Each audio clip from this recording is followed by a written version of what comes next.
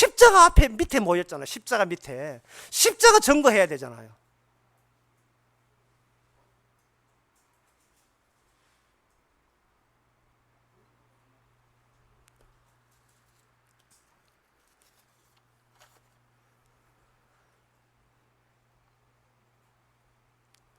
형평성 오늘 사사기에 그 강의에 참석 못하신 분들이 있는 것 같아서 오늘 사사기 강의의 일부를 제가 소개해 드리겠습니다. 되게 자비를 베푸는 같은 느낌 드는데 이거 오늘 본문과 관련되어 있어요. 예수님이 이 땅에 오실 때 죽으러 왔습니다. 남들 보기에 개인적 죽음이에요. 개인적 죽음인데 예수님께서는 그걸 죽으시면서 계속 이상한 이야기를 해요. 내 죽음이 내 사적인 죽음으로 끝나지 않을 것이다. 그러면 개인적 죽음이 뭐로 퍼지냐 하면 이게 사회적 죽음으로 퍼져요. 심지어 예수님 십자가 달릴 직전에 뭐냐 하면 바로 이 세상의 멸망에 대해서 소개하고 있습니다. 한 사람이 죽었을 뿐인데 이 우주가 하늘의 별도에 떨어진다는 거예요. 해와 달이 빛을 잊어버리고 무슨 그런 일이 벌어집니까? 해와 달이 떨어지고 별이 떨어진다는 말은 이것은 무엇을 의미하냐 하면은 지금 이 세상이 임시 땜빵이라는 겁니다. 이게 그게 하늘나라에 별이 있는 것이 아니고 하늘나라에 별이 붙어 있다는 거예요. 그 하늘 이렇게 떨어지니까 마치 벽지 떨어지면 벽지에 무늬가 같이 일그러지는 것처럼 이 현실 세계는 창조 세계는 신령한 세계의 메아리고 일종의 얼룩무늬에 지나지 않는다는 겁니다. 이게 신령한 세계거든요. 예수님이 신령한 세계를 이야기했다고요. 이건 예수님이 소통이 될 수가 없지요. 예수님이 이야기만 소통이 안 되는 게 정도가 아니고 예수님의 지시를 받은 사도 바울의 말도 이게 소통이 안 되는 거예요. 이 오늘 본문 말은 그래서 소통이 안 되기 때문에 이게 도저히 육으로 설명 안 되기 때문에 이렇게 진짜 이게 뭐 전기 나오고 왔다 갔다 하는 가운데 동네 끄지고 하는 가운데 지금 이렇게 이상한 이야기가 계속 늘어놓는 것처럼 느끼시는데 이게 이해가 원래 안 되게 돼 있어요. 이해가 안 되는데 사람들은 이것을 쉽게 이해를 한글로 받아들여요. 그 어떻게 이게 쉽게 이해를 하느냐 하면은 복음으로 일하는 사람은 월급 받아도 된다는 이야기입니다. 그 말 맞습니까?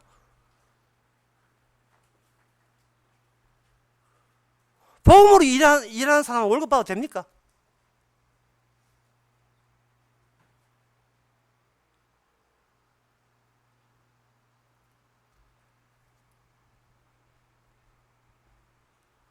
사도 바울이 이야기할 때에 신령한 것이라는 말을 끄집어내는 것은 그 신령한 것을 누가 어떤 인간이 독점할 수가 없다는 거예요. 사도 바울이 신령한 세계에 속한 건 맞아요. 하지만 사도 바울이 신령한 것을 가지고 다룰 수 있는 그런 입장에 있지를 않습니다.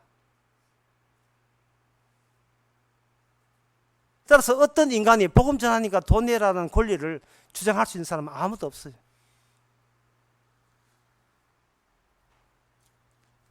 개인의 죽음이 곧 사회의 죽음으로 바뀌었습니다. 우주가 주저앉지요. 우주가 주저앉습니다. 하늘의 별들이 떨어집니다. 그리고 난 뒤에 생겨나는 세계가 신령한 세계예요. 그러면 이 폭파하는 붕괴되는 세계 속에 누가 살고 있는가? 바로 우리 자신들이 살고 있죠. 지금 우리 자신들이 뭘 하고 있습니까? 바로 성전을 합시고 교회 세우고 목사 해주고 월급 주고 거기서 신앙생활을 하고 그걸 정당화하기 위해서 고린도전서 9장 거론하고 하는 거죠.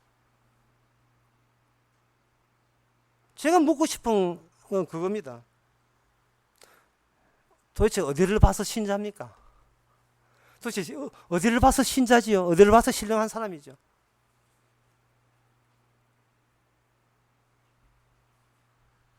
진짜 신령한 사람은요, 내 안에 이미 포함되어 있는데 내가 감당할 수 없는 게 나를 지배하는 것을 아는 게 신령한 사람이에요. 그래서 더 이상 나에 대해서 어떤 희망이나 정당화는 꿈꾸지 말아야 된다는 거야. 내가 착하게 살아서 그 대가로 30배, 60배 열매를 추구하지 말아야 된다는 사실을 아는 사람이 신령한 사람이에요. 따라서 그런 기대를 못하고 나는 살면 살수록 죄만 증가한다는 걸 아는 사람은 어떻게 되느냐? 아는 사람은 인생을 긴장하지 않습니다. 긴장해서 살아야 하지 않아요. 왜? 약점이 있어야 긴장을 하죠. 약점이 없는데 내놓고 죄인인데 무슨 약점이 있어요?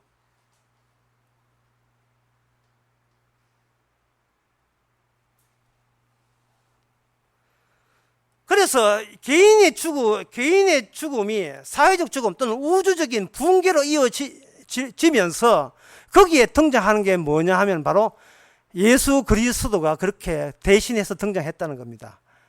이 세상에 이 세상에 사람들의 종교에 의해서 죽었던 분이 우리의 대표자가 되는 거예요. 그 대표자에 대해서 요한 1서에 보면 나옵니다. 요한 1서 5장 6절에 보면 예수께서 하나님의 아들이심을 믿는 자가 아니면 세상을 이기는 자가 누구뇨? 이는 물과 피로 임하신 자니 곧 예수 그리스도라. 누구 하나 등장하는데 되게 요람스럽지요. 여러분들 이 말씀을 한번 생각해 보세요. 예수님은 하나님의 아들이시다. 이 말을 부처는 하나님의 아들이다. 공자는 하나님의 아들이다. 그는 누구의 아들로 태어났다. 이 끝나잖아요. 그런데 예수님은 하나님의 아들이다. 그 다음에 물과 피로 임하신 자다. 예, 갑자기 물과 피가 왜 등장합니까? 물과 피는 뭐가 관련되어 있냐 하면 죽음과 관련되어 있거든. 물은 물세례를 말하고 피는 십자가 죽었음을 이해하면 피 흘림을 말하거든요. 이 둘 다 인간의 죽음을, 이 세상의 죽음을 이야기하는 겁니다. 다시 말해서 이 세상이 예수님의 등장으로, 신령한 세계의 등장으로 이 세상은 무너지게 되어 있고 붕괴하게 되어 있다는 겁니다. 무슨 희망, 무슨 꿈을 꾸십니까? 우리가 할 수 있는 것은 뭐냐? 무너지는, 동대구 공사장에 무너졌답니다. 동대구 공사장 무너지듯이 이 땅에서 무너지면 돼요. 예, 무너지는 식으로 살면 돼요. 긴장할 거 하나도 없습니다. 예, 두려울 거 하나도 없고, 쫓기듯이 살지 마시기 바랍니다. 걱정할 거 하나도 없어요. 그냥 무너지면 돼요.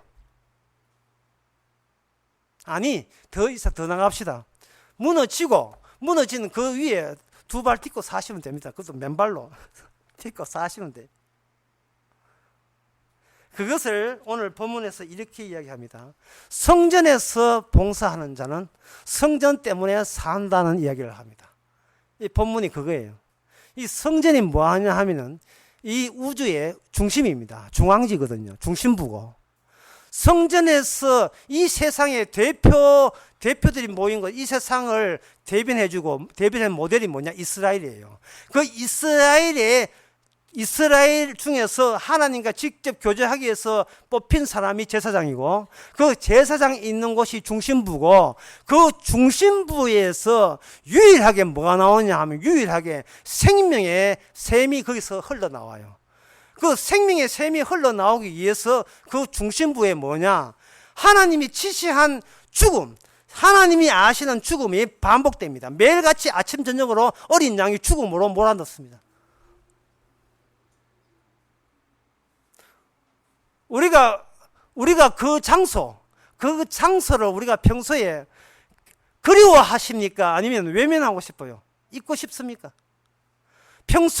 우리가 평소에 생활을 하면서 신령한 것을 안 찾아요. 이제 교회 나와서 말씀 앞에서 그때 신령한 걸 찾지만 평소에 생활에서 신령한 것을 찾아 헤매지는 않습니다. 그 정도로 우리는 어디를 봐도 신자 아니에요.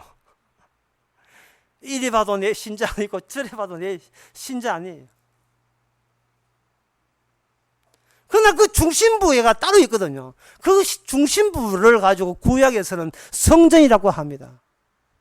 제사장들은 성전에서 나오는 것으로 살았어요. 문제는 지금의 그 성전이 지금도 살아있고 지금도 그 중심에서 일한다는 겁니다. 그러면 성전이 성전이 무엇입니까? 물으면 안 돼요. 성전이 어디에 있습니까? 물어야 돼요. 성전은 어디에 있습니까? 성전은 내가 내 생각하지 않는 그 순간에 비로소 성전이 있음이 우리에게 나타납니다. 그리고 성전을 나타나는 동시에 내가 그 성전에서 나를 세울 때 성전은 곧장 사라집니다. 그 자리에 또 근사하게 된 나 자신이 거기에 또 서 있어요. 이것이 바로 인간의 손으로 포착할 수 없고 인간의 내 소유로 잡을 수 없는 신령한 것입니다. 그래서 사도 바울은 말합니다. 내가 잡는 게 아니고 내가 주의 앞에 잡히면서 살아가고 있다. 내가 주님 앞에 잡히면서 살아가고 있는 거예요. 근데 하루하루 모든 움직임이 주님의 선택에 의해서 살아가기 때문에 내 주님 앞에 갇혀 있을지언정 나는 선택하지 않기 때문에 내 선택에 내가 갇혀 있을 이유가 없습니다. 내가 그때 이과를 가야 될 건데 괜히 문과를 가가지고 내가 실패했다. 그런 시잘데기 없는 후회는 할 필요가 없습니다. 그때 내 좋아하는 남자 있었는데 그 남자가 결혼할 걸 내가 좋아해 해가지고 완전히 나 이용당했네. 그런 후회는 하지 마세요. 그것마저 사후적으로 주님의 선택이었어요. 그래야만 했습니다. 좋은 멋있는 결혼했다고 해서 선택 안 할 줄 알아요? 후회 없을 줄 압니까? 인간의 본성은 인간의 현재 인생에 감당 못해요. 감당할 수가 없습니다. 감당되지 못해요. 오늘 설교 내용은 이렇습니다. 왜 감당하지 못하는 세계에 살면서 왜 자꾸 욕심부리면서 감당하려고 하느냐 이 말이죠. 이 세상 자체가 나와 더불어 무너지는데 무너지는데 왜 거기서 나 혼자 살려고 하느냐 이 말입니다. 살 필요 없는데 무너지면 같이 무너지면 되잖아요. 제가 분명히 약속드렸잖아요. 안 죽는다고. 안 죽어요. 죽어도 다시 마지막 때 인자가 무덤에서 다시 불러냅니다. 호출합니다. 안 죽습니다. 100번 죽어도 안 죽어요. 공산당이 싫어하고 막 맞아 죽어도 안 죽어요. IS한테 걸려도 이게 그냥 참수당해도 안 죽어요. 상한테 물려가지고 백체가 죽는다 흩어져도 안 죽어요. 신자라면 믿습니다. 죽고 사는 것이 안 죽는 이유가 바로 예수님께서 죽고 난 뒤에 사흘 만에 부활했기 때문에 안 죽어요. 그래서 이제는 자신의 구원에 대해서 이제 신경을 쓰지 마세요. 이미 구원에 참여된 상태입니다. 그리스도의 구원, 내가 만들지는 않았지만 주어진 구원을 위하여 우리는 오늘 또 교회에 오게 된 겁니다. 동영상 끊기고 에어컨 꺼졌고 전기 나갔고 전기기사 부르고 일이 난 거예요. 어떤 사람이 술을 먹는다고 술 취한다 하는데 말 똑바로 해야 돼요. 그 사람은 술 먹으면 개다고 하는데 그게 잘못된 말이에요. 술 안 먹을 때 잠시 개 아니었을 뿐이죠. 잠시 개 아니지. 다시 술 먹으면 개 됩니다. 우리가 바른 행동하면 죄의 의인같이요.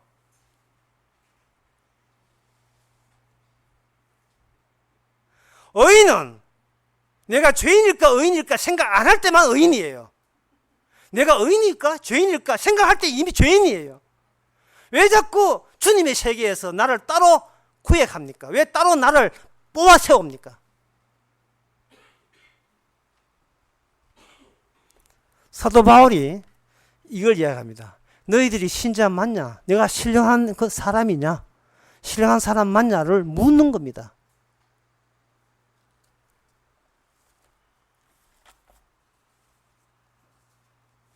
민수기 레위기 16장 16절에 보면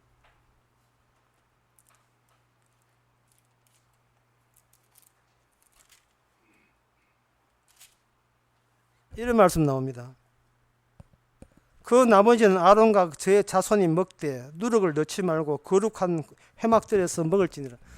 이스라엘 백성들이 성전에서 일한다고 그들이 가져왔지요. 올 때 레위 제사장들이 그래 너희들이 날 먹이 살려야지. 내가 성전에서 일하는데 내부터 살아야 너희들 사는 거야. 이렇게 해서 받아 먹었습니까? 그 사람들은, 제사장들은 그렇지 않았습니다. 사람이 주는 게 아니에요. 이건 누가 주느냐? 하나님한테 갔다가 하나님이 내한테 주의 일에, 하나님의 일에 참여하라고 준 거예요. 그래서 먹는 것도 주의 일이 되는 겁니다. 이 말씀하고 마치겠습니다. 사람들은 생각하기를 이렇게 합니다. 내가 살기 위해서 먹는다 합니다. 거짓말입니다. 살기 위해서 먹는 사람이 이 세상에 아무도 없어요. 분명히 해둡니다. 먹고 싶어서 먹어요. 먹고 싶어서 먹어놓고 핑계 댈 게 없어서 내가 살기 위해서 먹었다고 합니다. 그러면 네 살기에 더 처먹으라 하면 그때 안 먹어요. 또 배부르다고. 놀고 싶어서 놀아놓고 내일을 기억하기 위해서 놀았다. 이렇게 핑계 댑니다. 꼭 핑계는 나를 집어들 때 다 핑계가 돼요. 주께서 먹어서 먹였는데, 인간은 죄는 뭐냐면 주한테 방향을 갖지 않고 누구한테 방향을 잡는가? 나한테 방향을 와요.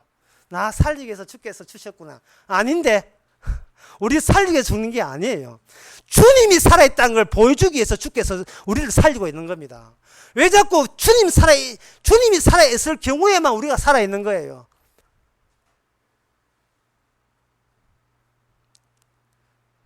주님이 살았다는 것은 내가 사는 거하고 의미가 달라요. 내가 사는 것은 내 죽음을 전제로 하고 사는 거고, 주님이 살았다는 것은 이미 부활의 세계, 신령한 세계에서 살았다. 그 살았다를 위하여 우리에게 양식을 준 겁니다. 따라서 그 양식은 그냥 양식이 아니고 하나님의 말씀이고 우리의 생명의 양식이 되는 거예요. 먹든지 마시든지 무엇을 하든지 주신 주인공을 봐라.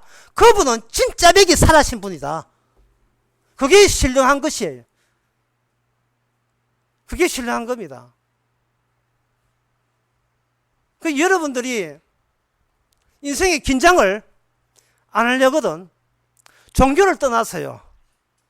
종교를 떠나버리면 자기 자신을 떠난 게 되거든요. 자기 자신을 돌보지 않으면 돼요. 자기 자신을 돌보지 않게 되게 되면 돌보는 분이 따로 계시다는 사실을 알게 될 겁니다. 그리고 그 돌보신 분은 세상이 감당치 못한 분이에요. 그 세상 중에 우리가 포함되어 있거든요. 따라서 예수님은 우리가 감당치 못한 분입니다. 따라서 주님을 내 마음대로 조정하려고 생각하지 마세요. 우리는 매일같이 주님 앞에 조정당하고 있고 조정의 인도함을 받기 때문에 우리가 쓸데없는 나의 선택과 나의 결단을 믿지 마세요. 다 소용없는 짓입니다. 성령이 너희에게 임하면 너희가 나의 증인 되리라. 이 말씀을 주님이 양보나 취소할 것 같아요. 제가 믿기는 우리가 죽는 한이 있고 우리가 지옥 보내는 한이 있더라도 주님은 자신의 말씀을 양보하지 않았다는 것을 저는 믿습니다. 절대로 어떤 경우로 주의 말씀을 양보한 적이 없어요.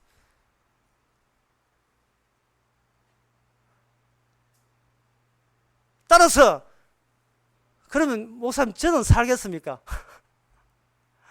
라고 묻지 마세요. 왜냐하면 저라는 단어는 여기에 성경 전체에 없거든요. 예수님께서 양보 안 하신 것에 대해서 우리가 흔쾌히 동의하시면 이미 주님의 능력 안에 있는 사람입니다. 인간은 그냥 기계입니다. 기계는 은유가 필요치 않습니다. 왜냐하면 은유는 하나의 페인트 칠이고 껍질이기 때문에 나중에 칠 다 벗겨지게 되면 안에는 욕망의 권력 구조밖에 남지 않습니다. 그것은 바로 마귀의 세계예요. 네 이러면 죽는데, 네 이러면 산대. 그래 내가 착해야지, 그래야 살지. 이것밖에 남지 않아요. 그거는 자기의 권력 구조밖에 남지 않습니다. 그게 자본주의 사회예요.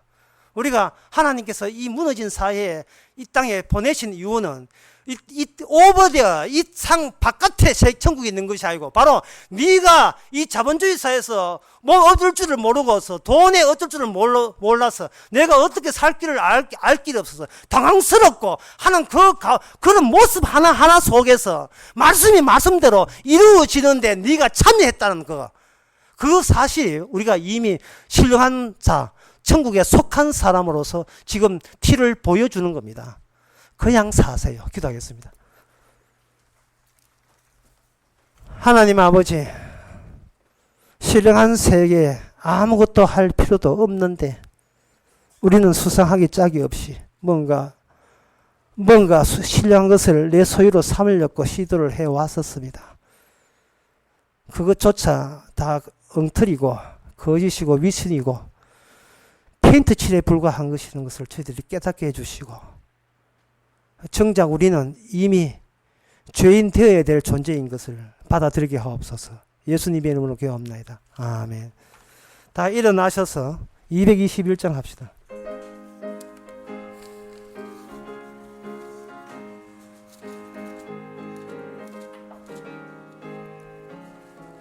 나 가난 복지 귀한 성에 들어가려고 내 중한 짐을 벗어버렸네. 죄 중에 다시 방황할 일 전혀 없으니 저 생명 시냇가에 살겠네. 길이 살겠네. 나 길이 살겠네. 저 생명 시냇가에 살겠네. 길이 살겠네. 나 길이 살겠네. 저 생명 시냇가에 살겠네. 거불과 구름 기둥으로 인도하시니 나가는 길이 형통하겠네. 그 요단강을 내가 지금 건넌 후에는 저 생명 시냇가에 살겠네. 길이 살겠네. 나 길이 살겠네. 저 생명 시냇가에 살겠네. 길이 살겠네. 나 길이 살겠네. 저 생명 시냇가에 살겠네. 내 주린 영혼 만나로서 먹여주시니 그 양식 내게 생명 되겠네. 이후도 생명 양식 주와 함께 먹으며 저 생명 시냇가에 살겠네. 길이 살겠네. 나 길이 살겠네. 저 생명 시냇가에 살겠네. 길이 살겠네. 나 길이 살겠네. 저 생명 시냇가에 살겠네. 기도합시다. 지금은 우리 주 예수 그리스도 은혜와 하나님의 크신 사랑과 성령의 충만하심이 주께서 주신 그 은혜로 산다는 사실을 다시 한번 새삼 깨닫는 모든 성도에게 주 이름으로 축원하나이다. 아멘.